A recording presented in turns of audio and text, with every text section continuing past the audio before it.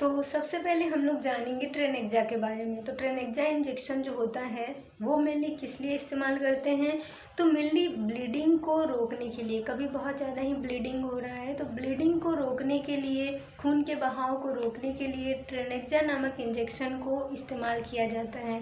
Mainly ये IV route के through, यानी कह सकते हैं कि वीगो के द्वारा, वीगो हमारे नसों में लगा दिया जाता है। चाहे यहाँ लगाएं, चाहे यहाँ लगाएं, चाहे इधर लगाएं, जिधर भी वेन अच्छी हो वहाँ पे वीगो लगाया जाता है। फिर उसके थ्रू इन सभी ड्रग्स को एडमिनिस्टर किया जाता है, यानी आईवी के थ्रू बोला जा रहा है, यानी वेन में कैनुला इंसर्ट किया गया, उसके बाद मेडिकेशन जो है वो आईवी रूट से दिया जाता है। तो ट्रेनेक्जा इंजेक्शन है जिसका कंपोनेंट है ट्रेनेक्जामिक एसिड और उसका यूज है टू स्टॉप ब्लीडिंग, यानी खून के बहाव को रोकने के लिए।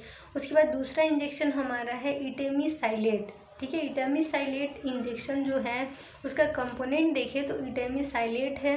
ठीक है, उसका नाम भी इटेमीसाइलेट है और उसका कंपोनेंट भी इटेमीसाइलेट है। ETAMISYLATE, इटेमीसाइलेट। इसका मेनली काम ट्रेनेक्जा की तरह, यानी ब्लीडिंग को रोकने के लिए।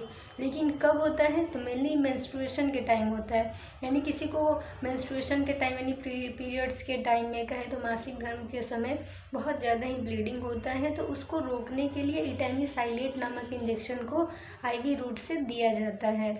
इसके बाद हमारा पेंटॉप इंजेक्शन है तीसरे नंबर पे। तो पेंटॉप इंजेक्शन मेनली क्या है कि ये एक तरह का गैस्ट्रेटाइटिस के लिए है। ठीक है, यानी हमारे स्टमक में गैस फॉर्म हो रहा है तो गैस को न बनने देगा ये। ठीक है, यानी गैस को नहीं बनने देगा पेंटॉप इंजेक्शन देंगे तो मेनली पेंटॉप का कंपोनेंट पेंटोप्राजोल है और इसका जो काम है वो है कि जो गैस बन रहे हैं पेट में उसे नहीं बनने देगा।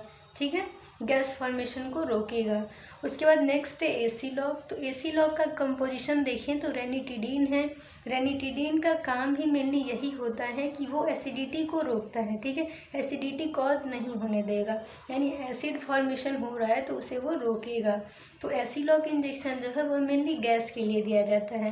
कहें तो एसिड के कारण गैस बनेगा तो गैस फॉर्म ना हो, एसिड ना बने, इसीलिए हम लोग देंगे क्या, तो एसीलॉक, जिसका कंपोजिशन क्या है, कंपोनेंट क्या है, इसका कंपोनेंट हमारा है रेनिटिडीन।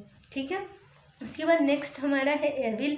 तो एविल इंजेक्शन जो है उसका अगर कंपोजिशन देखें तो फेनिरामीन है और फेनिरामीन मैलिएट इसका कंपोजिशन है। और फेनिरामीन जो मेनली है वो एलर्जी के लिए दिया जाता है। किसी को ईचिंग हो रहा है, खुजली हो रहा है, ऐसे स्पॉट हो जाते हैं, ठीक है, दाग जैसे, तो उस टाइम अगर ईचिंग हो रहा है, खुजली हो रहा है, बहुत ज़्यादा एलर्जी कॉज हो रहा है किसी को, तो उस टाइम में जो है हम लोग फेनिरामीन यानी कि एविल इंजेक्शन जो है वो दे सकते हैं आईवी रूट से। फिर हमारा आता है नेक्स्ट डेक्सोना।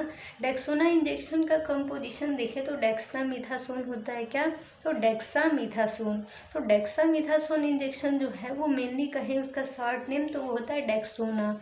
ये एक तरह का स्टेरॉइड है और इसका काम जो होता है मेनली वो होता है कि एलर्जी कॉज नहीं होने देगा। ठीक है, जिसकी किसी को एलर्जी हो गया है तो उस टाइम में हम इसे दे सकते हैं। किसी को ब्रीदिंग प्रॉब्लम हो रहा है, सांस लेने में दिक्कत हो रही है, तो उस टाइम में हम लोग डेक्सोना इंजेक्शन दे सकते हैं। किसी को अर्थराइटिस हो रहा है, जॉइंट्स में इन्फेक्शन हो गया है, बहुत दर्द हो रहा है, तो अर्थराइटिस के टाइम पे हम लोग डेक्सोना इंजेक्शन दे सकते हैं। इसका कंपोजिशन है डेक्सामीथासोन।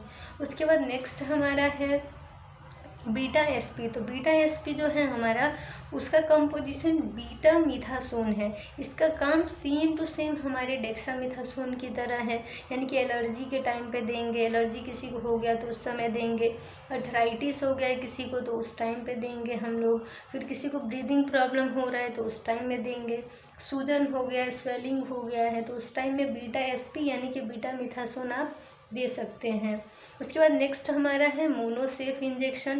मोनोसेफ इंजेक्शन के बारे में आपने सुना होगा क्योंकि जब किसी को टाइफाइड फीवर होता है तो मोस्टली जो है ये इंजेक्शन प्रिस्क्राइब किया जाता है।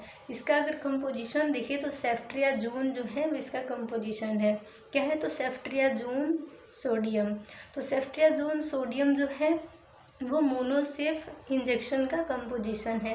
ये मेनली कहीं भी इन्फेक्शन हुआ है, जैसे मेनिंजाइटिस यानी हमारे मेनिंजेस में इन्फेक्शन हुआ है। मेनिंजेस क्या है, तो मेम्ब्रेनस कवरिंग है हमारे ब्रेन का और स्पाइनल कॉर्ड का। जब मेनिंजेस में इन्फेक्शन हो जाए, इन्फ्लामेशन हो जाए, तो उस टाइम में हम लोग मोनोसेफ इंजेक्शन यानी कि सेफ्ट्रियाजोन इंजेक्शन देते हैं। टाइफाइड फीवर हो रहा है, तो टाइफाइड एक बैक्टीरियल फीवर है, तो उस कंडीशन में भी हम लोग जो है मोनोसेफ इंजेक्शन दे सकते हैं। फिर लंग्स में इन्फेक्शन हो गया है, या फिर यूरिनरी ट्रैक में या फिर यूरिन इन्फेक्शन हो गया है, तो उस कंडीशन में भी हम लोग जो है मोनोसेफ इंजेक्शन यानी कि सेफ्ट्रियाजोन इंजेक्शन दे सकते हैं। उसके बाद नेक्स्ट हमारा है जेंटामाइसिन। तो जेंटामाइसिन इंजेक्शन जो है वो भी एक तरह का क्या है, एंटीबायोटिक है। तो इसका कंपोजिशन हमारा जेंटामाइसिन सल्फेट है, और ये मेनली हमारे बोन में, हड्डियों में, हमारे हार्ट में, हमारे लंग में कहीं भी इन्फेक्शन हुआ है, चाहे वो यूरिनरी ट्रैक में क्यों ना हो, चाहे जेनाइटल रीजन में क्यों ना हो, अगर इन्फेक्शन हुआ है तो हम लोग जेंटामाइसिन जो है वो प्रीफर करते हैं। जेंटामाइसिन अच्छी मेडिसिन मानी जाती है इसके लिए।